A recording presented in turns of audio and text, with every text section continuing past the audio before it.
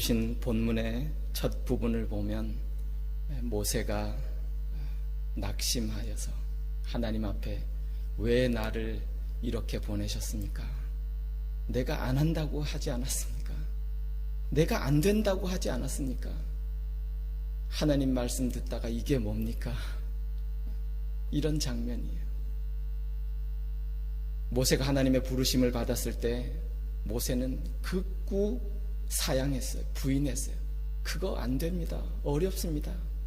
또 내가 못할 일입니다. 하나님이 아니야, 가라. 정 그들이 안 믿으면 이런 기적을 보여줘라. 너 지팡이 던져봐. 던지니까 뱀이 변하잖아요. 다시 잡아라. 잡았어요. 다시 지팡이로 변하는 기적을 보여주세요. 또 하나, 너 손 품에 넣어봐라. 넣었어요. 보니까 나병이 걸려서 살이 막 다 그래. 다시 품에 넣어라. 넣었다 빼니까 살이 깨끗하게 됐어요. 혹시 그걸로도 믿지 않으면 나일 강물 하나 떠서 그들 앞에 부어봐. 피가 될 거다. 또 하나님이 하라시길래 모세가 이스라엘 백성들 앞에 가서 하나님이 당신들을 구원하시겠습니다. 하나님이 이렇게 역사하신답니다. 그리고 그들 백성들 앞에서 기적을 행했잖아요. 그 4장 마지막 부분에는 다 나와요. 그랬더니 백성들이 믿고 정말 하나님이 살아계시는구나. 하나님을 다 믿고 머리 숙여 경배하고 우리가 하나님을 따르겠습니다. 막 찬양했어요. 그런데 그 이후가 문제예요. 하나님이 이렇게 하신다고 했는데 상황이 나아지는 게 아니고 상황은 더 악화되는 거예요. 바로가 강팍해서 이스라엘 백성들을 모진 고난과 고역을 시키니까 이스라엘 백성들이 못 살겠는 거예요. 어떻게 할 수가 없어요. 그래서 모세와 아론을 원망하잖아요. 그 원망 소리를 듣고 모세가 오늘 우리가 읽은 본문의 첫 부분에서 보세요, 하나님, 내가 안 된다고 했잖아요. 나 이제 못하겠어요. 나를 왜 이렇게 보내셨어요? 낙심하고 있는 그런 모습들 보게 됩니다. 모세도 낙심합니다. 모세가 누구예요? 다른 성경에 보면 하나님이 대면하여서 알던 그런 사람, 모세같이 하나님을 본 사람이 없어요.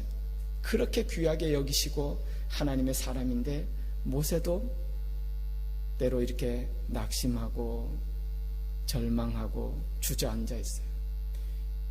그때의 6절부터 하나님이 바빠지기 시작하신 것 같아요. 본문을 쭉 보면 어떻게 보면 얼마나 재미있는지 모르겠어요. 6장 1절에 보면 여호와께서 모세에게 이르시되 내가 너에게 보이리라. 내가 너를 인도하리라. 그들을 구해내리라. 2절에도 보면 하나님이 모세에게 말씀하여 이르시되 나는 여호와니라. 내가 그렇게 하겠다. 내가 전능하신 하나님이라. 나는 여호와니라. 내가 결국 이루어지게 하리라. 거듭거듭 하나님이 그냥 모세에게 말씀하여 주시고 위로하고 격려하고 자신이 누구이신가를 드러내면서 모세를 일으키시는 그런 장면이 나와요. 그러면서 모세에게 다시 가서 이스라엘 백성에게 다시 말하라. 나는 여호와니라. 내가 그들을 강한 손으로 건져내라고 다시 한번 말하라. 모세가 그 말씀을 듣고 다시 일어나서 이스라엘 백성에게 가서 그 말을 전하죠. 그런데 뭐라고 그래요?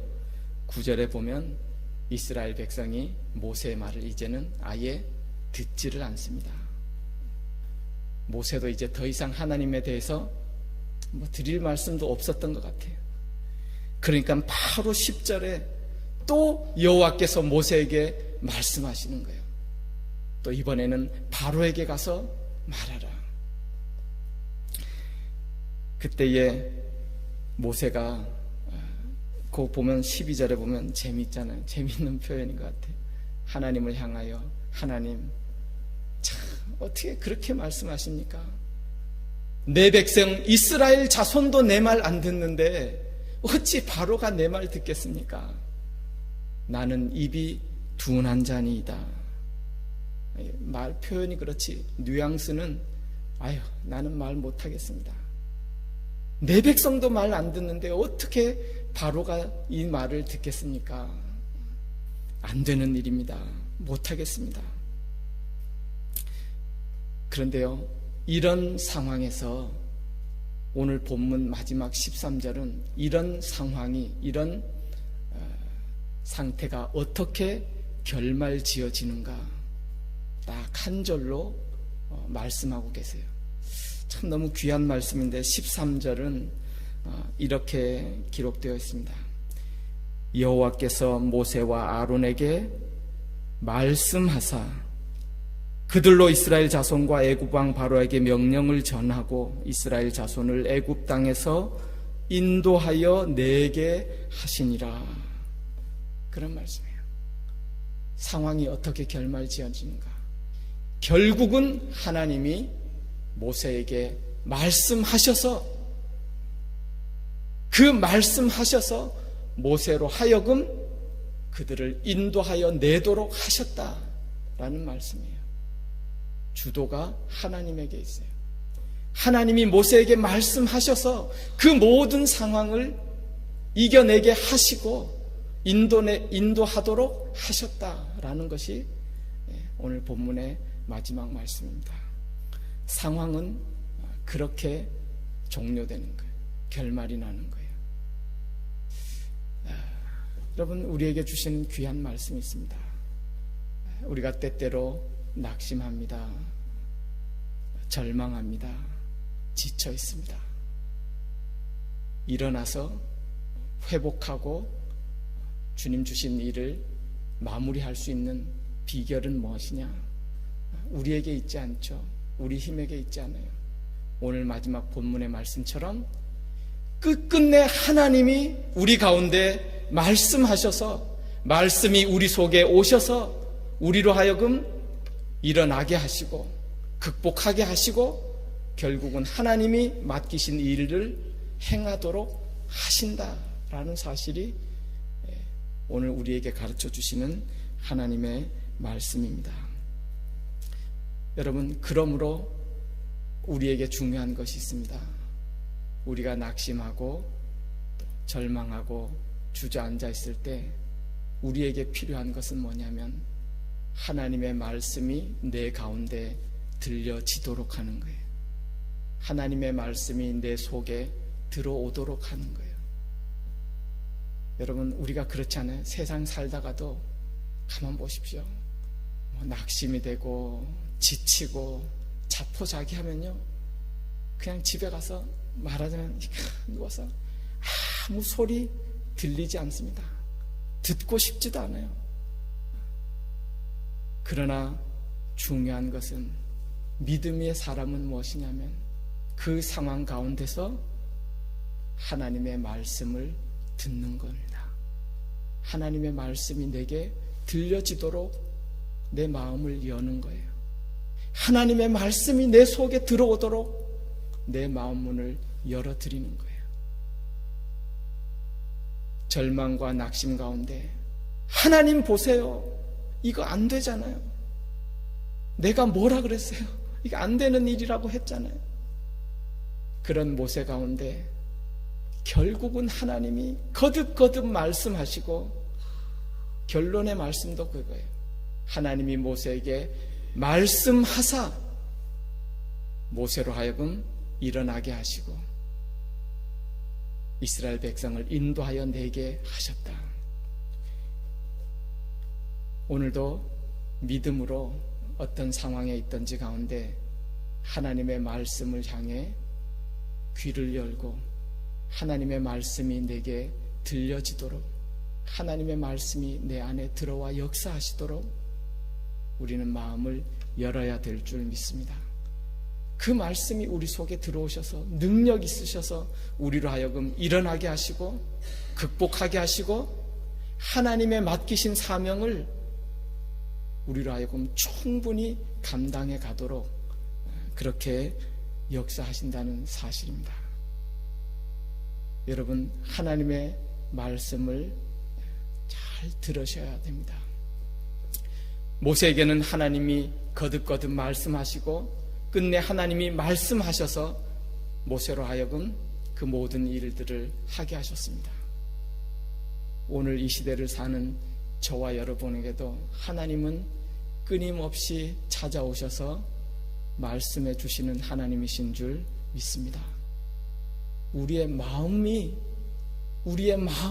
요동치고 불안하고 걱정과 근심 때문에 하나님을 향해 하나님이 주시는 음성을 듣지 못할 뿐이에요. 우리의 마음을 내려놓고 하나님을 향해 귀를 여십시오. 능력의 하나님의 말씀이 우리 가운데 들려지고 우리 속에 들어와 역사하시는 줄 믿습니다. 또 하나 이 하나님의 말씀을 듣는다는 것은요, 구체적으로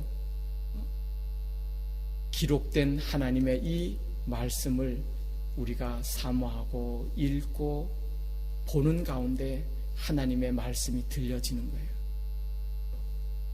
모세 시대에는 기록된 하나님의 말씀이 없으셔서 하나님이 직접 이렇게 말씀하세요.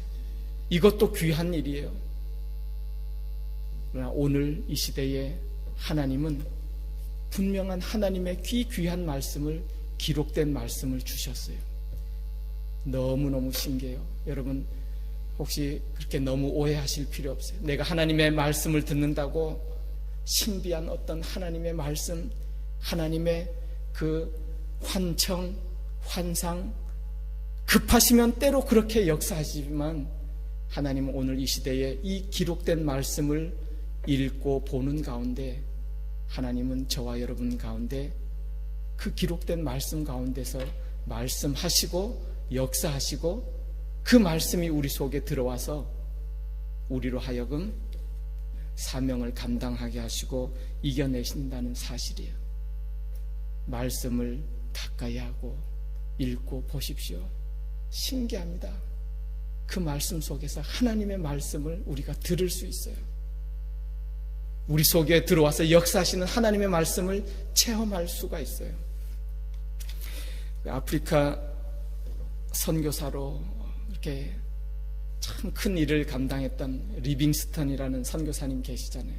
그가 그 숱한 생명의 위협과 어려움과 그 많은 수고 가운데 때로는 사자에게 물려 오른팔이 불구가 되고, 그렇지만 선교 사역을 잘 감당하고 노년에 자기의 모교 영국 옥스퍼드 대학에 와서 학위를 받으면서 그 학생들한테 강연을 하고 인사말을 전했잖아요. 그 일을 인사말을 다 전하고 학생 가운데서 한 사람이 질문했어요.